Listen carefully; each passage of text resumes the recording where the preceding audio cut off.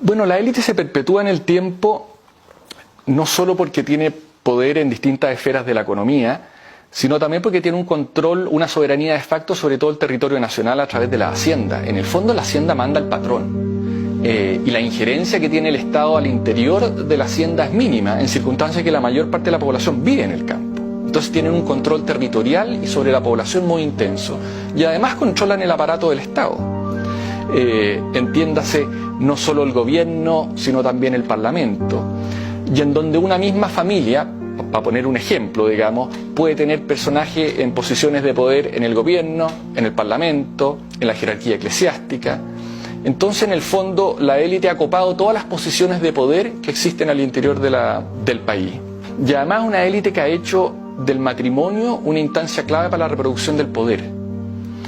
Porque tempranamente se empieza a constituir una especie de mercado matrimonial que se basa en ciertos espacios de sociabilidad, el teatro municipal, lo que es el Parque Cousiño, que ahora es el Parque O'Higgins, las fiestas en estas grandes casas que empiezan a construir, y que es un ambiente protegido en donde los hijos de las grandes familias pueden conocerse entre sí, y así está la garantía que se casen siempre con gente de su mismo estrato social.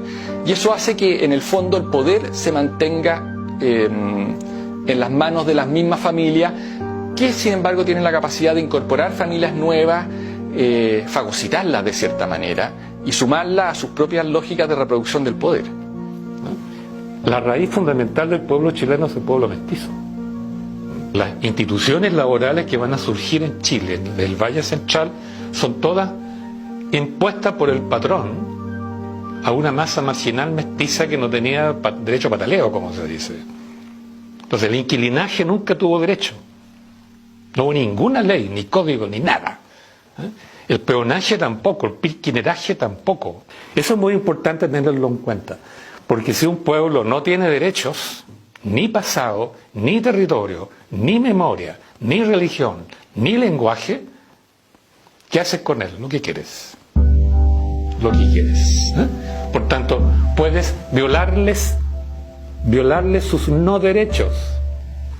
Puedes azotarlo, puedes matarlo, palomearlo, como si fueran animales de caza. Por esa razón, las matanzas de rotos, las matanzas de mestizos en Chile, nunca implicaron, digamos, delito, y sus autores nunca, jamás fueron castigados. A ver, hay que considerar de que Chile es un país que nace por una ocupación militar, es un país de conquista, donde hay un pequeño grupo de europeos, colonizadores, que se apoderan del territorio y someten a la población originaria a su dominación. Entonces eso ya te crea una sociedad súper polarizada, con una pequeña élite que controla los medios de producción, el poder político, etcétera, y una gran masa popular, indígena y eventualmente mestiza, ¿no? que trabaja para esa élite y se las arregla como puede. Y si pensamos que eso duró 2 siglos y medio, ya cuando Chile nace como país independiente, arrastra ese legado de polarización social que no se resuelve ni en el siglo XIX, yo diría se disminuye un poco en el XX en la medida que surge una clase media que equipara un poco las cosas, pero sigue siendo Chile, como ustedes saben, uno de los países con peor distribución del ingreso en el mundo. Así que estamos en el fondo portando todavía un legado que viene desde 1541. La torta, o sea, lo que se produce en Chile, el ingreso, se divide en forma muy desigual. El 20% más adinerado de la población no recibe 20, no recibe 40, sino recibe el 55%, más de la mitad de la torta.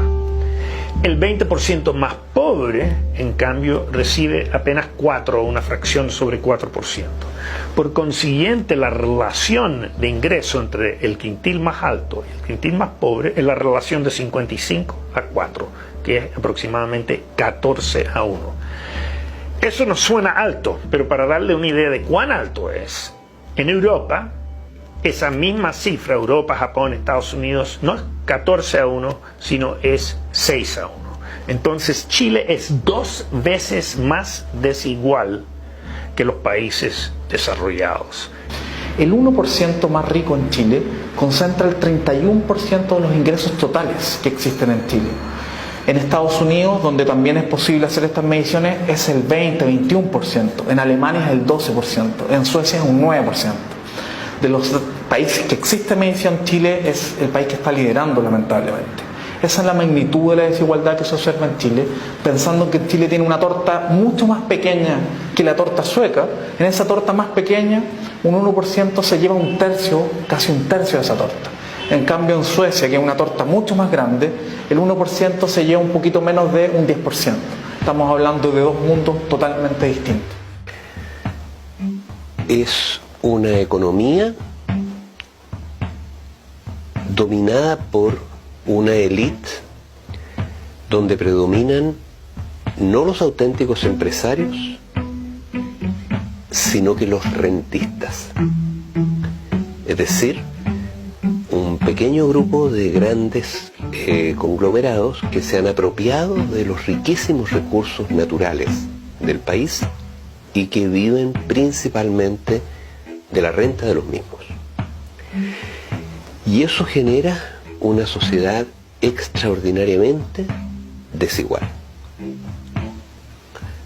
En Chile, 10 empresas mineras, grandes empresas mineras, la mayor parte extranjeras, son propietarias del 40% del territorio nacional, más de 30 millones de hectáreas, y tienen declaradas concesiones mineras sobre ese territorio, casi la mitad de todo el territorio del país, 10 empresas, por las cuales no pagaron nada, para mantener las cuales pagan $1 al año por hectárea, y esas concesiones son indefinidas, las pueden vender, las pueden heredar a sus descendientes, y el Estado no puede hacer nada al respecto.